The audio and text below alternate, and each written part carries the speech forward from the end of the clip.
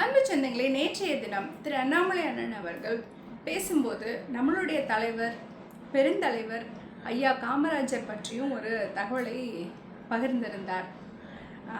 நாம் கூட அது நம்ம யூடியூப் சேனலில் ஐயா காமராஜர் தோற்றதற்கான காரணங்கள் அப்படிங்கிற தலைப்பில் பேசியிருக்கோம் ரொம்ப நாள் முன்னாடியே. அதைத்தான் அண்ணன் இன்னைக்கும் ஹைலைட் பண்ணி பேசினார். ஐயா அவர்களோட ஆட்சி காலம் பார்த்திங்கன்னா 1954 to 1963.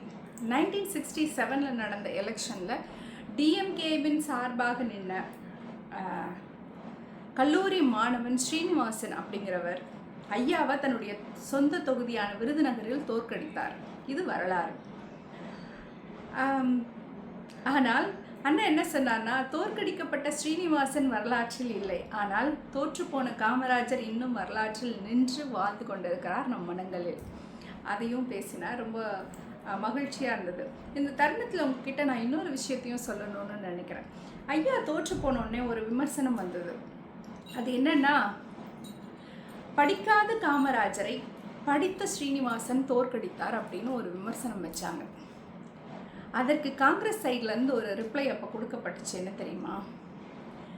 காமராஜர் ஐயா கட்டின கல்லூரியில் படித்த ஸ்ரீனிவாசன் காமராஜரை தோற்கடித்தார் அப்படின்னு.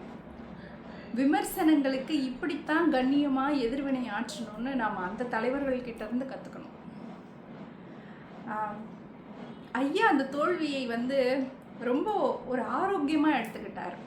இதற்காகத்தான் நாம் சுதந்திரம் வாங்கினோம், தேர்தலுங்கிறது இப்படித்தான் இருக்கணும், மக்கள் அவங்களுக்கு ஒரு கேண்டிடேட்டை பிடிச்சிருக்குன்னு சூஸ் பண்ணியிருக்காங்க, இட்ஸ் ஃபைன் அப்படின்னு வெற்றியையும் தோல்வியையும் ஒரே நேர்கோட்டில் வைத்து பார்க்கக்கூடிய தலைவர் நம்மளுடைய பெருந்தலைவர் ஐயா காமராஜர். என்று காமராஜர் ஐயா தோற்றாரோ அன்றே இந்த தமிழகமும் தோற்று போனது.